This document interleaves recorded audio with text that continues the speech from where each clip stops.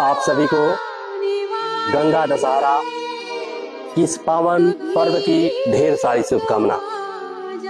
गंगा मैया निर्मल है, निर्मल रहेंगी और इस पावन पर्व, इस पतित पावन गंगा मैया को चरणों में प्रणाम है। माता गंगा इस भारत देश की भूमि पर अपने जल से पूरे राज्य को, पूरे देश को पवित्र कर रही है।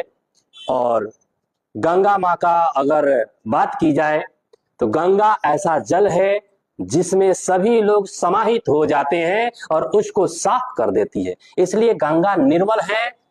और गंगा में आजकल गंदगियां फैलाए जा रहे हैं, मैं उनसे आग्रह करूंगा उसमें गंदगी ना फैलाएं।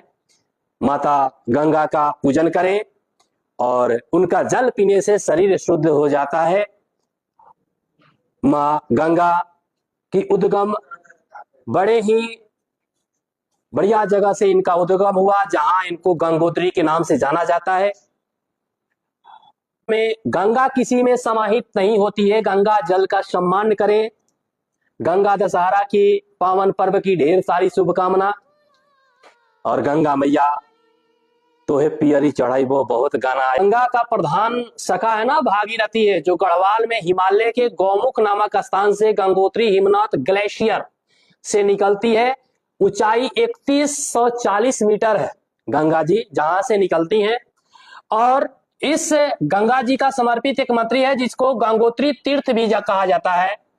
ये हमारा गोमुख, ये हमारा भगीरथी, यहां से हमारा गोमुख गंगोत्री का वहां से आती हैं और पूरे देश में धीरे धीरे गंगा अपना रूप ले लेती हैं।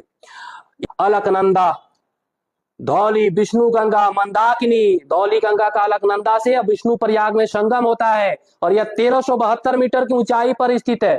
फिर 2805 मीटर ऊंचे नंद प्रयाग में अलकनंदा का आनंद से संगम होता है। इसके बाद कर्ण प्रयाग में अलकनंदा का गंगा का पिंडर नदी से संगम होता है। फिर ऋषिकेश से 139 किलोमीटर दूर स्थित रुद्र प्रयाग में अलकनंदा मंदाकिनी से मिलती है। इसके बाद भागीरथी अलकनंदा 1500 मीटर फीट पर स्थित देव प्रयाग में संगम करती है और यहां से सम्मिलित जलधारा गंगा नदी के नाम से आगे प्रवाहित होती है। इस 5 प्रयागों को सम्मिलित रूप से पंच प्रयाग कहा जाता है। इस प्रकार 200 किलोमीटर का शंकरा पहाड़ी का रास्ता तय करके गंगा नदी ऋषिकेश से हुए प्रथम बार मैदानों का स्पर्श हरिद्वार में करती है। आपको बताना चाहूंगा कि इस प्रयाग में यह कहा जाता है क्योंकि ये 5 नदियों से संगम होकर और गंगा जी आती हैं।